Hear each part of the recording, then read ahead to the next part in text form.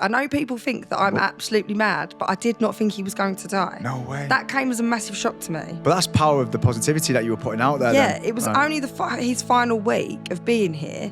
I thought, this is it. Oh my God, this is the part where he dies. So when did you meet Tom then? What age were you then? So I met Tom when I was 19. It is cliche, but he was my soulmate. Yeah. Like the boys used to always say, like the Monty boys used to go, it's weird, you two are like the boy and girl version of each other. That's what it felt like. You were so similar. So in 2020, you found out the news that he had this diagnosis. What was the diagnosis, just for anybody who's not Well, known? he got diagnosed with a stage 4 glioblastoma, which is the terminator, the worst brain tumour you could possibly get, because there are different grades of brain tumours. I went into shock and I had an out-of-body experience. I don't think I was like actually leaving my body. I was just like on go.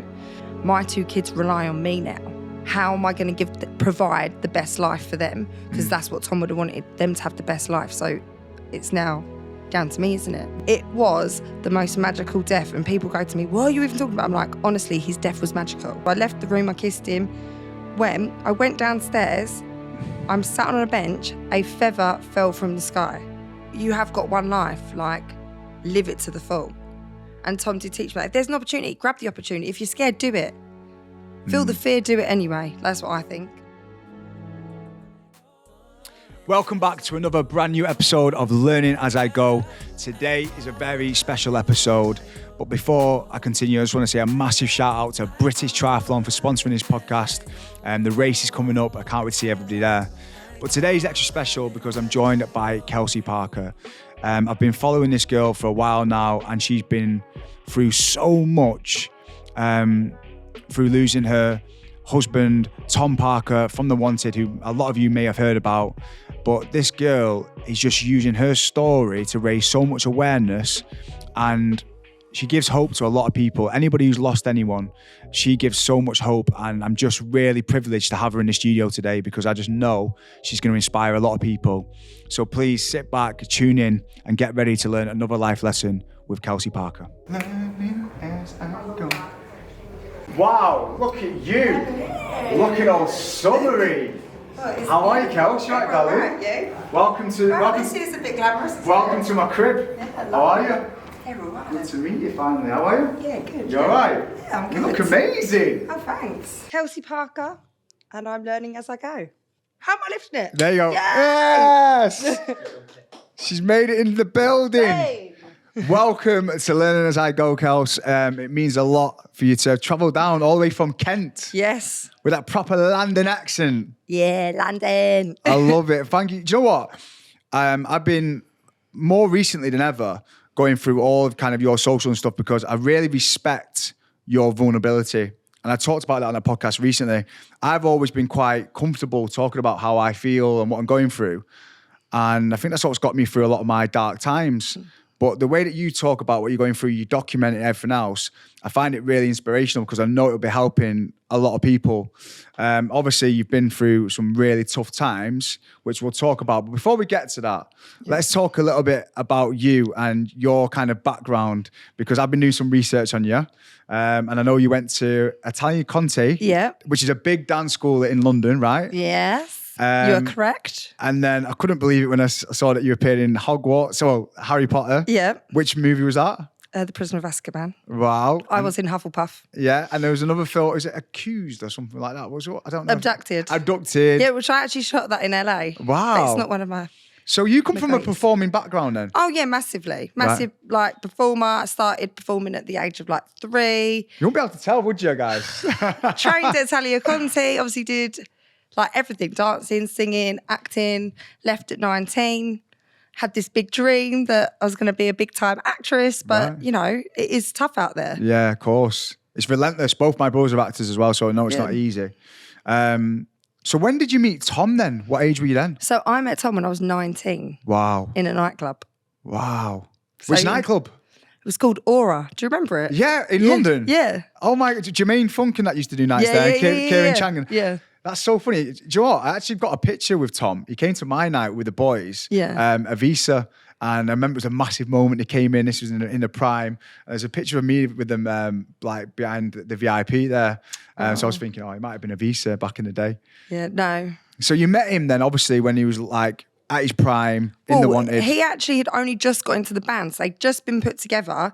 They weren't even living in the house together. They just came down for like one night out. Wow. And I happened to bump into him and he said, "Oh, I'm in a band." And I was like, "Well, what are you called then?" And he was like, "Oh, no, we've not got a name." And I was like, "Well." So was that early on? Really early on. And I was like, "Well, my friends used to go out and pretend to be footballers and whatever else." So I was like, "You're probably lying." And then obviously he wasn't. He was in The Wanted. But yeah, it was just like meant to be. We met outside the club. I saw him and I was like, "Oh my God, like I'm obsessed with him." Really weird, like love at first sight. Went in and then our tables were like next to each other. So I was like, I'm going to have to go and talk to him. Wow. So do you believe in that then, love at first sight? Oh my God, like, yeah, massively. I didn't, but honestly, when I saw him, I was like obsessed. Yeah. Like weird. I was like, oh my God, there's something about him. I need to go and talk to him. Yeah. And he was probably dressed as like a chap and I thought he was from London and then he was Northern. I was like, oh, I wasn't expecting that. Do you know what? I saw a bit of the documentary as well, and you said you kept watching the video over and over again of his first ever video shoot. Yeah, All Time Low. Yeah. All Time Low, yeah. Oh, amazing. So then was it kind of like a bit of a whirlwind romance then? It was, but it was obviously really tough because he was in the band. He couldn't really, they didn't encourage girlfriends. Of course. Obviously. So we were always on the scene together and it was probably like a year that we were just seeing each other. But after a year, I had enough and I said to him, I can't do this. Like, I'm not just going to be on the back burner. Like, let's call it a day. And we split up and I said, delete everything to do with me. Don't talk to me. And we didn't actually speak for a good like 6-7 months. Oh, wow. Yeah. So I was like, I didn't want to be that girl that was just there in the back. Do you know what I mean? You could easily, especially in this like industry and what he was doing, I could have just been the girl that he just rang and was like, "Oh, yeah, do you want to pop over tonight?" Yeah, of course. I didn't want to be that person. So what happened in that 6-month period then when you obviously... Well, he got absolutely massive and The Wanted were everywhere and I was like, oh this is the worst ever. Like, he was everywhere, like billboards. I was like... Usually you block your ex, you don't have to see him, but obviously he was everywhere. That. He was everywhere. And then like 6-7 months, he was doing his first... they were doing a theatre tour and then he messaged me saying, "Do you want to come to the show?" And I was like, "Okay, I'll come to London." Went and he literally performed the whole show to me and the fans around him must think, "Oh my God," like, but he could just see me in the audience. He was doing it all to me, but I had a plan. My game plan was I wasn't going out that night. Right. So like after the show, I went and met him and he was like, "Are you coming out?" And I was like, "No." He was like, "Have you got work?" I was like, "No, I'm just not coming out," because I could have easily fallen back into that. Oh, I love that. So then it was another like... You're playing hard to get. 2-3 weeks. And then he rang me and he said, "I'm ready." And I was like, "Ready for what?" And he was like, "I'm ready to be with you now." Oh, and I was like, "Well, I'm glad you're ready." "I'm not." "No, I'm joking." I was like, "Okay." And then my friend Ruth Ann, who's an amazing songwriter, wrote this whole song called "I'm Ready." And it's about me standing in the crowd of the show and him singing to me and then him being ready to be with me.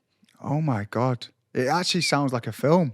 Yeah. It really does. And one thing that really kind of stood out, obviously watching the documentary, the first one, is just your relationship. It's just so like natural and you just kind of, your strength when you were around him, obviously when he found out what was going on, you've got this chemistry and I can tell just now by you telling me this story, it's just, I mean, I'm looking for that. I'd love to have that as well. Does that make sense? Yeah, it is like, it is cliche, but he was my soulmate. Yeah. Like the boys used to always say, like the Wanted boys used to go, "It's weird, you two are like the boy and girl version of each other." That's what it felt like. You were so similar. Yeah, we're really similar, but we really got along as well because obviously we both did have different qualities in our relationship, which worked. But we were both like, obviously love life, love partying, love going out and loved our friends and family. So it did just work for us. Define soulmate to me. What do you think a soulmate is? I'm interested. I don't know. I think that person like that you just have that bond with. Like me and Tom could like read each other's minds. I knew like if he was struggling with something, if he had the if he was happy, like everything. And I think as well, I think in a relationship, maybe not just being soulmates, is I think you have to accept that person for who they are. Like don't get with someone and try and change them. Like Tom did have some qualities that I would have loved to have changed, but you have to accept. Yeah. Like you accept that person. You've chosen to be with them. You accept everything about them. Yeah.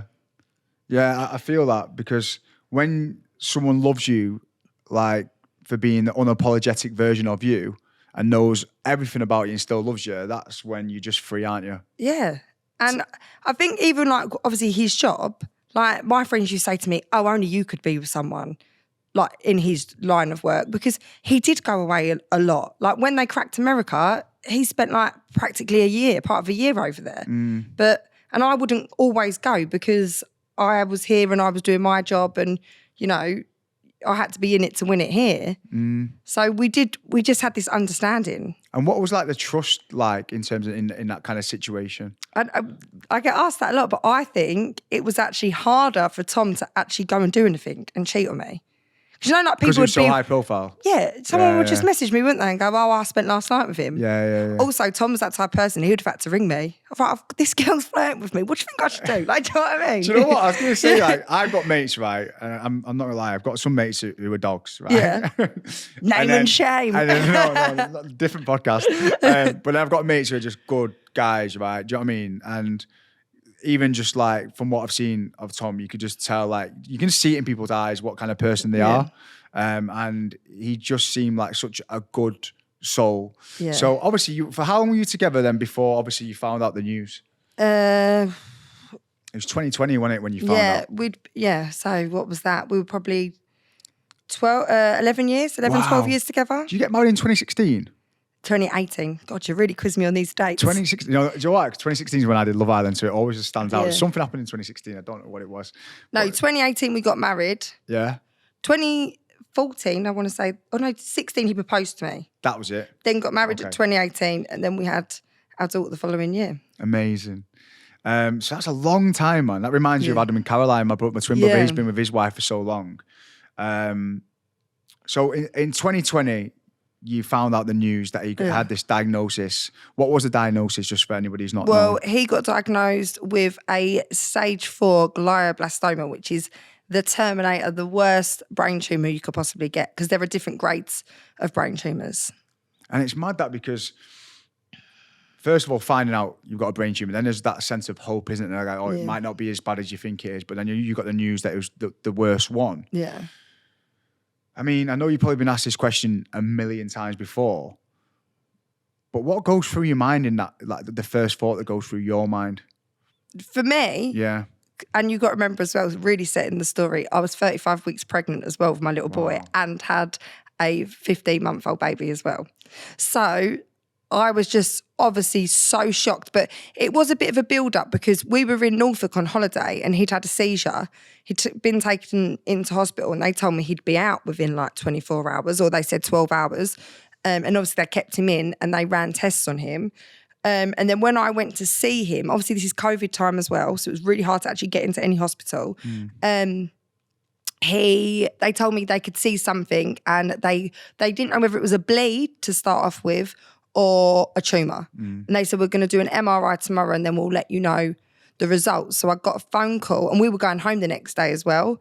So I went to Norfolk shopping centre. Oh no, Norwich. I was in Norwich. And I went not shopping, because obviously you can't shop at a time like that. I couldn't eat, I couldn't do anything. I was just pushing a pram around. And then they rang me and they said, it is a brain tumour. And this doctor, this always stuck with me, because this doctor said to me, look, I can't tell you how long he's got, whatever else he said, because everybody's body is different and Tom will deal with this tumour how Tom can deal with the tumour. And that always stuck with me. Everybody's body's different. So then when we actually went to London and he had his biopsy and then we got the results and they've said, oh, it's glioblastoma, that doctor sort of stuck with me.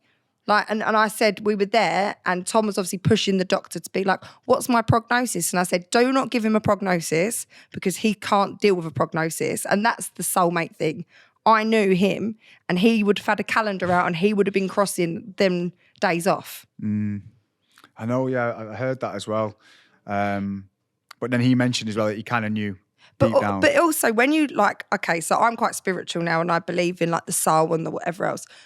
So if you Google, he didn't get prognosis, he's Googled what he's got. They say you have 6 to 18 months. Tom died 18 months later. So is that not weird that he died 18 months later, done what he had to do and was like, I'm done.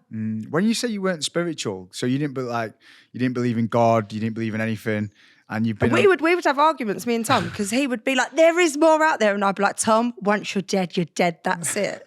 Like, we would massively have like these discussions. And this is before anything happened. Yeah. But he was always spiritual and I was never. Yeah. I'm a little bit like that. Like, I'm not like religious, but I believe in something and someone. Yeah. Because for me, there's no way that even like you walk in this room today with this like huge personality you've got and you've got such a beautiful heart. There's no way that will say, for example, once you die, that can just vanish from me. Yeah. Do you know what I mean? And when you love someone as well, like you did with Tom, it's not just the idea of trying to keep them alive. There's just no way that can just be for nothing. No. And that's what I obviously believe now. And I just think that it's endless. Energy is endless. It can't be destroyed. You just transferred. So I think with that, I was meant to find this because it has given me that little peace of mind. Ooh, that's the question I was going to ask you, right? Because obviously you've been through this really difficult time with Tom and we'll go through it more in a minute. But just on this topic now, because sometimes bad things happen in the world, right? And we always say it's happened for a reason, but sometimes there's no explanation. And obviously what happened to Tom at the age of 33, you just think, and he's got, like he said, he had the world at his feet, he had a beautiful family, great career, and then this comes along, and you just like, and he's such a beautiful person. How do you find the reason for that in this world where we say everything happens for a reason, or do you believe in that? I do. Not everything happens for a reason. I feel like you're on your soul journey and you're here for a reason.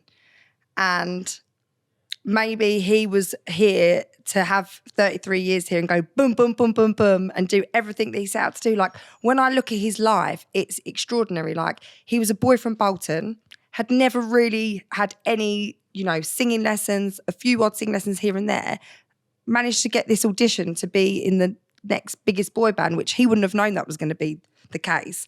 And then that happened to him. Do you know what I mean? Yeah, like, yeah. But then I also think, is it this bit now? Like the story, the raising the awareness, everything that you're doing, is that what he had to kind of represent or take? He had to be almost the sacrifice for this new awareness to help other people. Does that make sense? I mean, it doesn't make it any easier. No, it doesn't make it any easier. But I did have this this realization, which is like, oh God, that this does actually make me emotional thinking about this, because I always thought Tom was the platform. Like, and he was a platform for so long, and he was, even the singing and getting ill and, doing the whole stand up to cancer concert that he did. Like, it was massive. And then when he was dying, my friend said, I think he's taken you on this journey because you were always going to be the platform, and you're going to now stand on the stage and talk to everyone and tell everyone what you've learned. And you're doing it like in a massive way, and you do it so sort of honestly and openly. And I think, listen, like you said, there's no explanation for things that happen, but that's when you wake up in the morning, every morning, you've got to find the strength to power on. Yeah. And that's the question that I'm trying to, obviously you've got your beautiful baby girl and your son. I looked at, by the way, the names. You've got Bodie, and then do you call her Ray? But we call her Ray, but her name's Aurelia. Right, I know, I thought that. I was like, I was watching all your videos, you were calling her Ray. I was like, this is tripping me out. Yeah. How come you call her Ray? Just because I did love the name Ray, and then I'd found Aurelia, and I was like, oh, we can shorten it, Aurelia. But she means the golden one, and Bodhi means the awakening. Right, okay. Which is... Yeah, that is mad. I massively woke up when I had him. Like, literally 35 weeks and pregnant, when Tom got diagnosed. I had him 3 weeks later. Wow. So many emotions. I can't even comprehend what you've been through. Like, and so when you're going through that moment, and again, I watched the documentary, and you just, for a lot of it, you seem to be the strong, stable one. Tom had a lot of moments, for example, when he was breaking down. I felt for him so much. But it seems like you were the rock, right? Yeah. And how did you find that strength? Did you just kind of go into autopilot in that situation? I think you go into autopilot. And for me, it was like, right, I've got to step up here. Like, he's always been a rock to me and helped me. Like, this is the only way we're going to get through this. If I actually stand up now and be the strength. Like, we would laugh because I wouldn't even make phone calls like business, obviously I have got my own business, but I would be like, oh, Tom, can you, like, moving house, stuff like that. Like, we moved house whilst he was ill. Yeah. Like, and I had to do all of that. It was like what I'm saying. He gave me these responsibilities. The bills, he did all the bills. And it was like, now you've got to do it all. So I just had to step up. And, it was about him getting better and how we're going to get through this. Oh, do you know what? When you talk about a soulmate, maybe a true soulmate does what he did for you. Yeah. Like, in terms of, he's almost kind of opened you up and leveled you up in a way. Because it seems like you've just grown so much through the whole process, which doesn't make it easier. No. But I guess that's what gives you the strength to keep going, because you're almost like, I need to do him proud for what he's done for me. And I just think that when you go through something like this, you have to do so much growing, and you look at yourself and, my 2 kids rely on me now. How am I going to provide the best life for them? Because that's what Tom would have wanted, them to have the best life. So it's now down to me, isn't it? So when obviously you're having your baby boy during this whole process, how is Tom kind of dealing with the fact that he knows that he's not going to be around forever? Like, what was his big, because that for me, I think, would be looking at my kids in their eyes, knowing that I'm not going to be there forever. How did he kind of justify it to himself? Or I don't know. It was really tough, and I think that was a massive, that was really tough in our relationship, because I do feel for Bodhi, because Aurelia got the best version of her dad. When we had her, Tom was like full of life. Like, he was obsessed with her. He was really into, when I was feeding her, what I was doing. Like, he'd take her out and stuff. And then Bodhi didn't get that. And that pains me. But I just feel like Tom couldn't maybe go there with him, because he knew that he was, I don't know, did he know he was going to leave us? I don't know. We never had these conversations. People ask and go, but I could never, how could I say that to Tom? Wow. So we never really spoke about death or dying.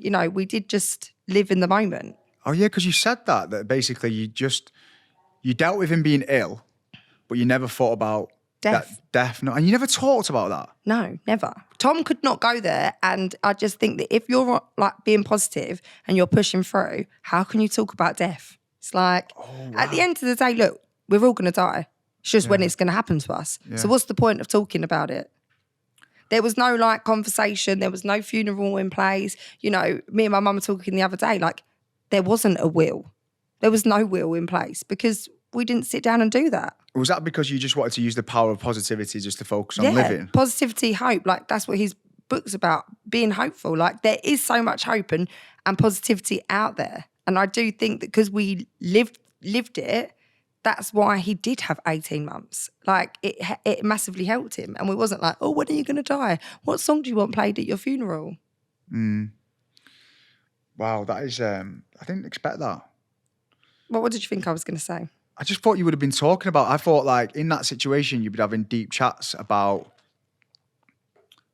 I don't know, about afterlife and whatever else. And just, I don't know, kind of planning it. But I guess you don't want to talk about it, do you? It depends who you are as a person though as well. Yeah. Like, Tom wasn't like that. Like, we couldn't go there. He would have given up. If he thought that I'd given up on him and I'm talking about death, he would have just rolled over and probably died. Wow.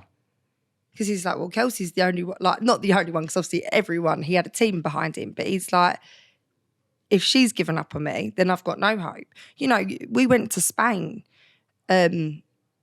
just before he went on tour, because he wanted to do the tour, and it was like, how can I get him on that tour?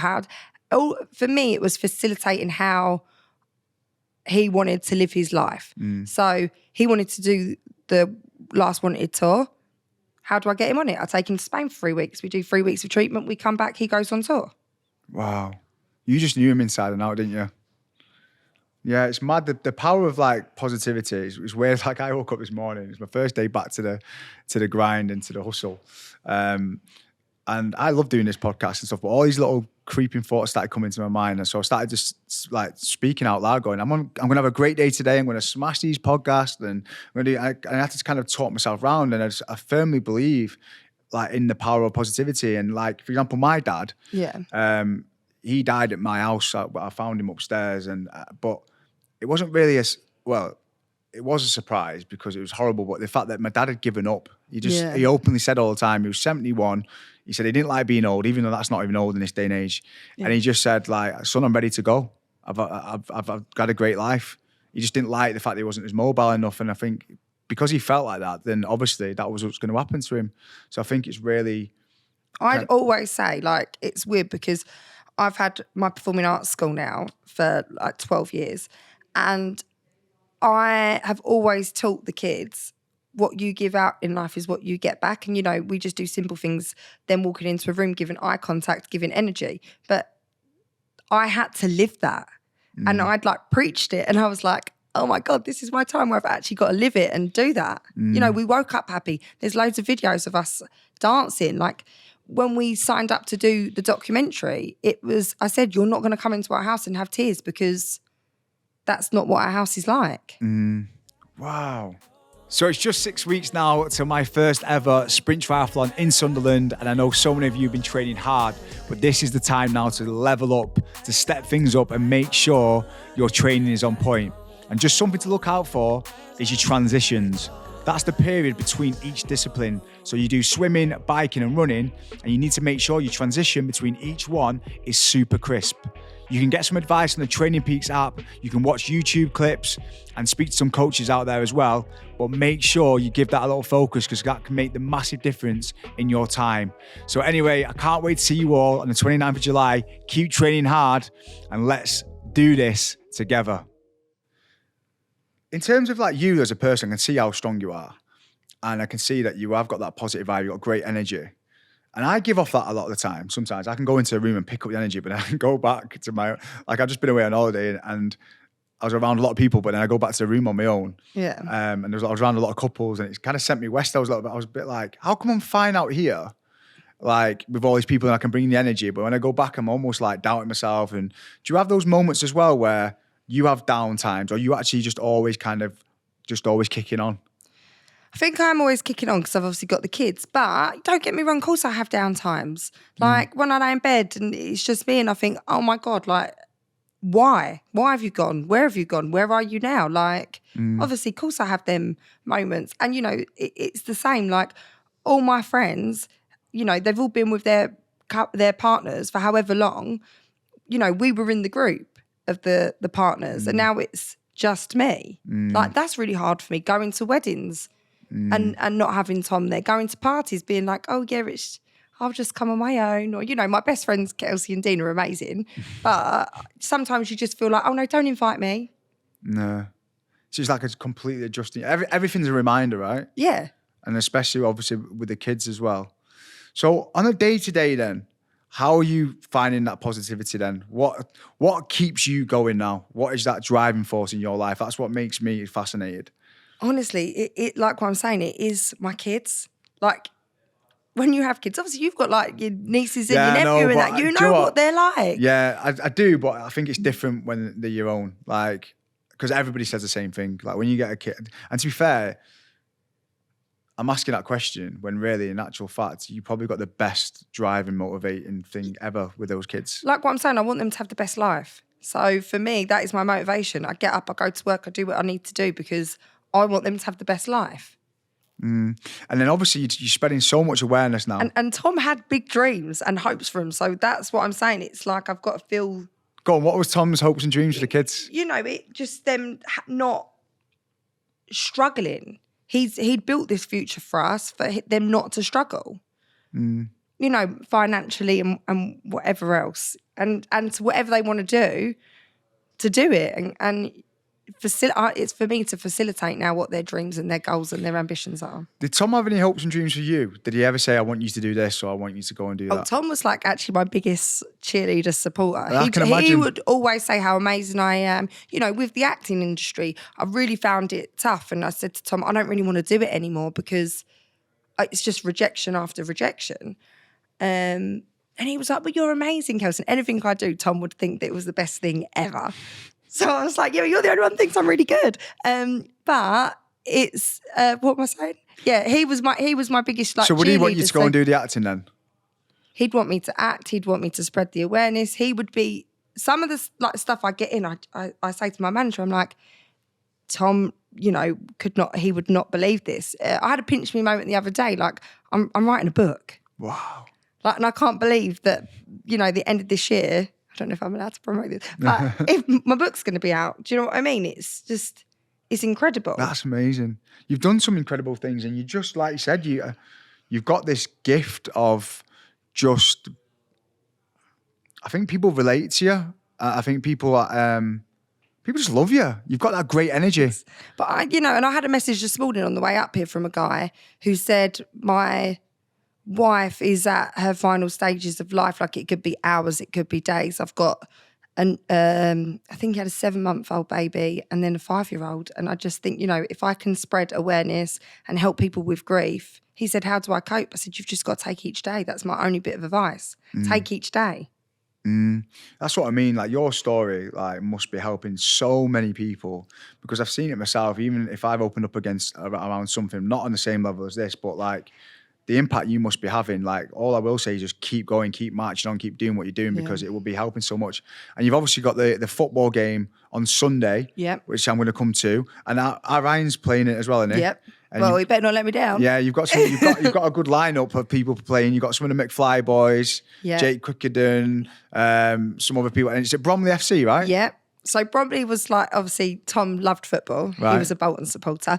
So why Bromley? Wait a second. Because we live in Bromley. Right, okay. And he used to go and watch Bromley as well play. Right. But it's just exceeded all my expectations. Like, when I wanted to put it on because it's Father's Day and I didn't know what to do for the kids on Father's Day.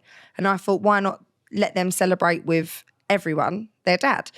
So I had this idea, and my friend Lisa was like, let's do it. Let's push ahead with it. And I was like, okay.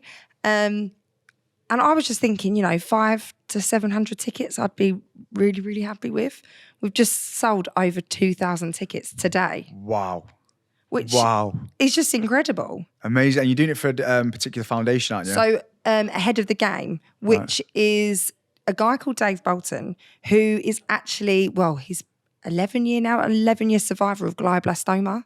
So he's in, there's 1% of people that survive over 10 years. Wow. I think it's 1 or 5%. And you said that that you want to do as much as you can to raise awareness around this particular type of cancer, because there's not enough funding. Tell me a little bit about that. So brain tumours actually only get 1% of funding. So when we're going back to, you're saying when he was diagnosed, you actually don't have time to think, because they're throwing a treatment plan at you. But that treatment plan hasn't been changed in 30 years. So I sat there and was like, sorry, what? So he had radiotherapy and chemo. And then they were like, if that goes well, you'll get another round of chemo and then we'll see where we're at. And that was it. And I said, anything else? They went, no, that's it. So the standard of care hasn't been changed in 30 years. Brain tumours get 1% of funding. And, there is other stuff out there that they could invest in, and the NHS could give to brain tumour patients, but they don't. So I feel like it's my task to, raise awareness. Wow. Why do you think it's not changing so long? I don't know. Maybe, I just think the prognosis is so poor. I don't know. I honestly don't know. But when you're in it and you're in this community of people in the brain tumour world, you can't believe it. And then you're on all these groups and you're trying to do everything else alongside it, because you sort of have to become a doctor. I felt like I became a doctor. My mum, my auntie said to me that I was running like a multi-million-pound business when I was treating Tom. And the doctors knew I was doing alternative therapies alongside what they were doing, because I needed to do something. I needed a fight. I needed something to go, right, this is what I'm going to do to help him. Wow. And in terms of the symptoms of the warning signs for something that what Tom had, what are they? Do you know? Tom did listen to himself. He was really good, but I just thought he was being dramatic. His ear, so he always suffered with tinnitus and stuff, but his ears became quite sensitive, and he just didn't feel right. He knew something was wrong, and he went to the hospital. Because I think what happened, I think we were at home and I think he'd had a seizure, but obviously I wasn't in the room with him, so I wasn't there. But he'd bit his tongue. So I sent it to my friend Rosie and she was like, Kelsey, I think he's had a seizure. I said, we cannot tell him that he's had a seizure though, because he will lose his head. Because again, you don't think the worst case. I didn't think, seizure, brain tumour. I thought epilepsy. And Tom loved driving. So I thought, oh my God, if he's got epilepsy, he won't be able to drive. You're thinking worst case there. He went and had a checkup and had an MRI, but we never ever got the results to that MRI scan because then a week later he had a massive seizure. So is there anything that you can be doing then, like, to get checked up on it? I mean, I've got a client actually, Pall Mall, not to plug them, where you can go in for like the ultimate health screen test. But is there anything like you can be doing just to like, because what we're doing in this country, well, in the world, I think, to be honest, is we wait till something goes wrong to check in on ourselves. Whereas, should we not be like focusing more on like preventative stuff now? Well, yeah, but you know, it's a whole lifestyle shift and change, which I've now done because of Tom. But I think you have to wait for something sort of bad to happen and then you have that shift, don't you? Yeah, that's what I mean. We always wait for something bad to happen. Yeah, but there's so much you could be doing. But I don't necessarily for a brain tumour. No. It's just if them just cells decide to kick off in your head, I'm guessing. You know, it's not like hereditary or anything like that. Yeah. He just got it. So in terms of your life now, obviously you're living for the kids, you want to create a great life for them. But what about you though, like personally? What are your hopes and dreams now? What would be the next big thing for you? Well, I feel like I'm slowly repairing myself because I was, you know, when he did die, I went into shock and I had an out-of-body experience. I don't think I was like actually leaving my body. I was just like on go. I think this year... What do you mean by that? Just describe it a little bit more for me. What do you mean out-of-body experience? Well, I don't think I was connected into my body. I was just sort of like looking above myself and just watching myself do everything. I don't think I was processing anything. But why did you say it was so much of a shock, which is mad because obviously, for example, when I found my dad, that was a shock on the day because it was like, whereas it seems, I hope you don't mind me saying it seems a bit weird that you found it a shock when you kind of knew honestly, it was coming. Scott, we didn't think he was going to die. I know people think that I'm absolutely mad, but I did not think he was going to die. No way. That came as a massive shock to me. But that's power of the positivity that you were putting out there. Yeah, then. it was only his final week of being here. I thought, this is it. Oh my God, this is the part where he dies. You know, and I spoke about that in my documentary. I honestly never went there. And then when I did, I was like, I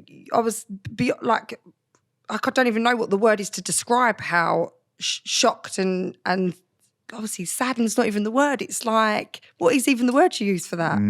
I could not believe that he was now dying. And I asked him, I said, Tom, are you dying? And he said, fuck off. But I needed to know. I was like, I don't know what's happening. What's going on? Why did he say that? What do you mean? Why? Because he was probably like, Kels, just like, I can't, like, he didn't obviously want to say to me, yeah, Kels, I'm dying now. But I didn't understand what was happening. And I just tried to do everything I possibly could to then it was for me to facilitate how good his death could be. So then I was making phone calls going, right, what do I do now? Like, when he dies, what do I actually do? And then someone said to me, just guide him to the light and make sure he doesn't get stuck here. So when he was actually dying, I was still doing a job. So that's why I think I had like this shock.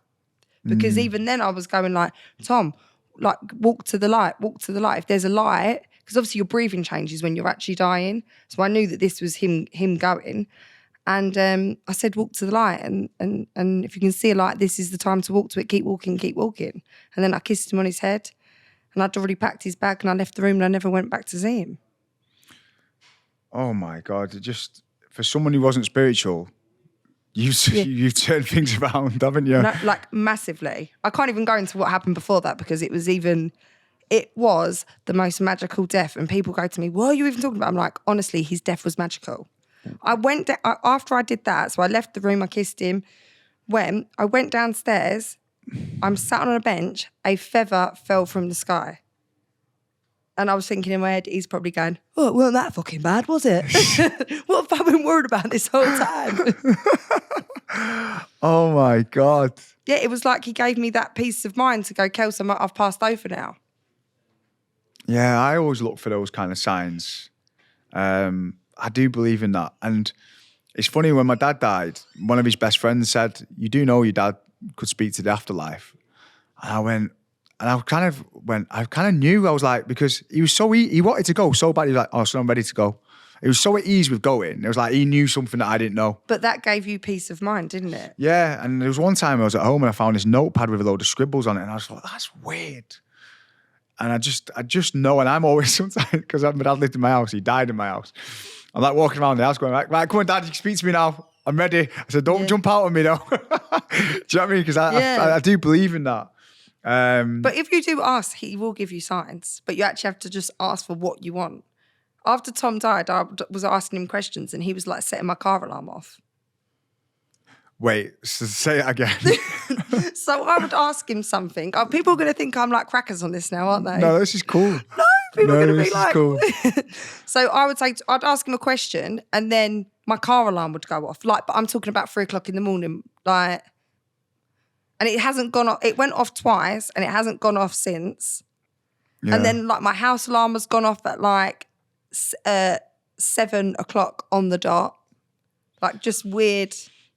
Yeah, listen, I'm with you. Signs. I'm with you. I fully believe in that. I just think that, you know, when you're in this and you do believe it, there's nothing to bring energy, me back isn't it? now. It's energy. Everything's energy, and like I said, it doesn't go. It just, like you said, gets. What do you say? Where is it? Transferred. Energy can't be destroyed. Transferred. We learned this in science, though. They've been telling us this the whole time. Mm. You know, when you was in science, they said energy can't be destroyed. It's just transferred. Your energy is just transferred somewhere else now. Mm. So when someone asks me, for example, how do you get over losing your dad or someone you love, and I say to them that my dad is me. He's me. He's my brothers. He's with me everywhere I go. It's a weird feeling. Like, what advice would you give to someone now who says, how do you deal with grief? Like, I say now, you'll never... And by the way, just to be really, like, you know what, because I feel really insensitive there, it's very different losing my dad who's at a certain age than it is to losing... But I do think any, like, death, grief, loss, like, yeah, you know, I feel differently to Tom's parents, but then... You know, we all feel differently about our loss for Tom, but then we've all got the same love for that person. And I say, your grief never goes. You just learn to live around your grief. Mm. That's it.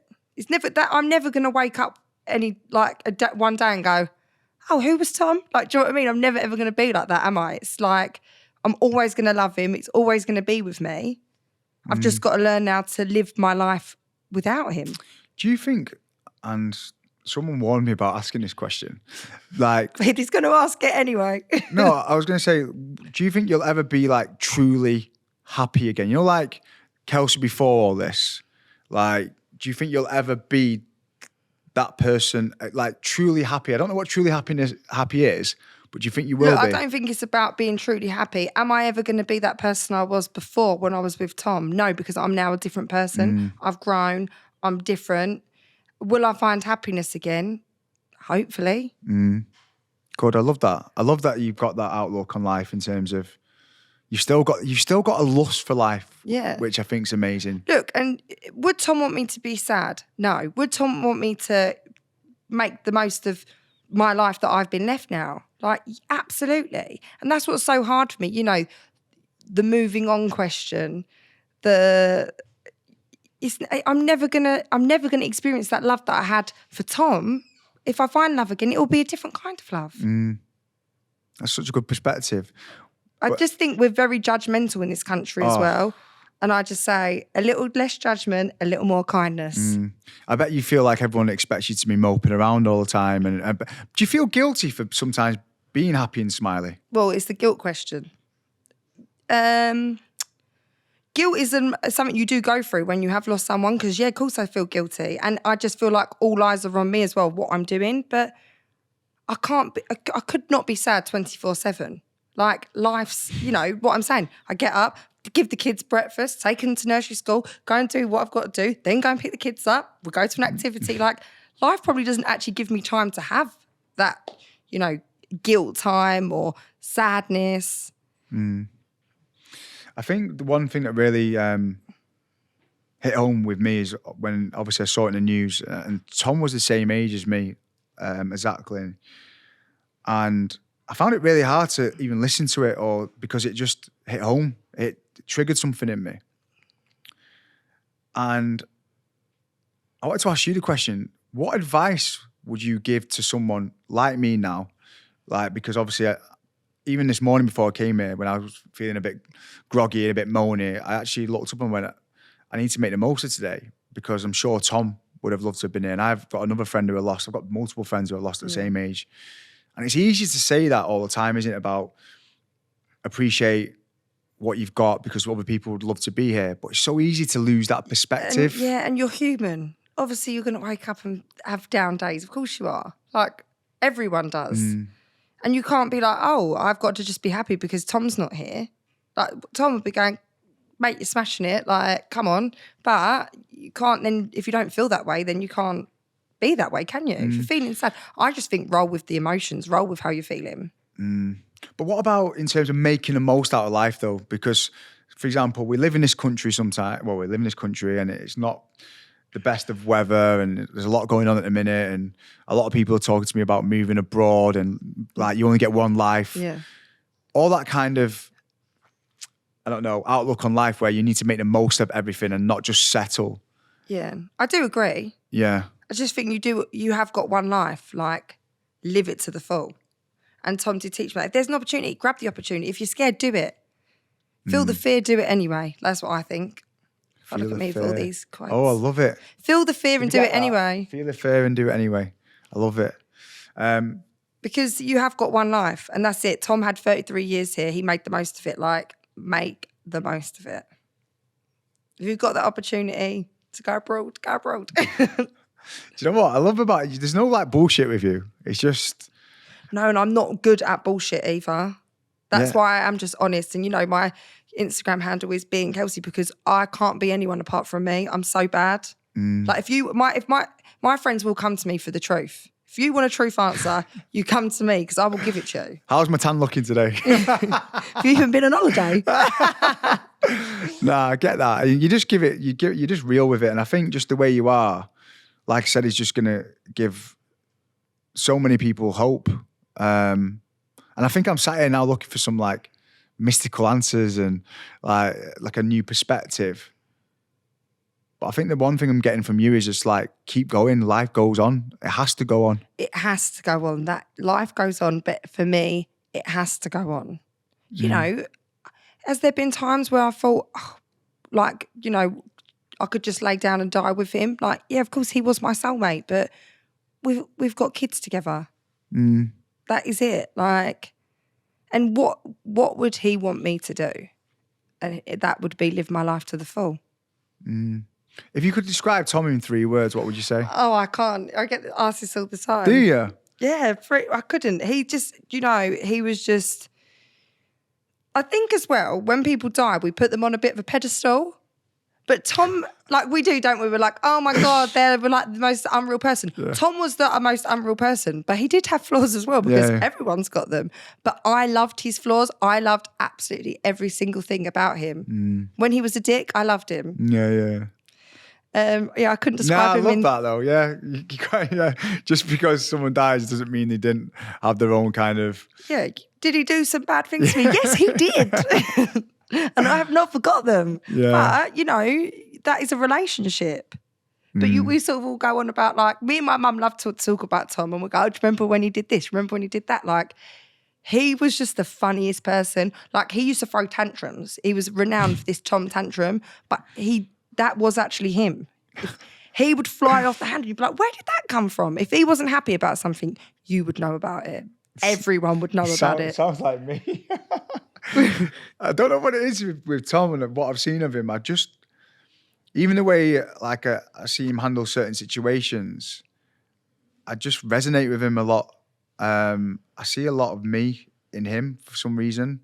It just seemed like he might not have been perfect, but he seemed like just a good soul. Yeah, and everyone will say that about Tom. He'd always be texting the next person to be like, I've got an idea for a job opportunity for you, or this is what you should do. He was all about his friends, his family. He wanted everyone to succeed with him, which I think is quite rare. You don't get a lot of people that want everyone in the group to, succeed, but he did. He wanted everyone to be a success and be the best version of themselves. Yes, I love that.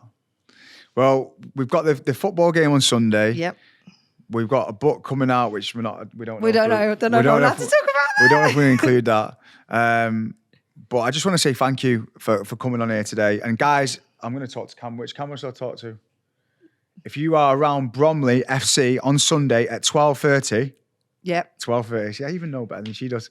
Make sure you come and check out the charity football games. But also what I was going to say is you can stream. You can stream it. Oh, you can stream. Look at this technology. So buy a ticket and stream it. So you can buy a ticket online. Where can you buy a ticket? Oh, the website? What? Go to Kelsey's Instagram, Yeah. being Kelsey, right? Yeah, being_Kelsey. There you go, and you'll find it there. But a massive thank you for being on here. And I just want to say, like, I feel like I met Tom today through you because you give me hope that there are soulmates out there, and you and Tom clearly were that. And I think you are doing him so proud.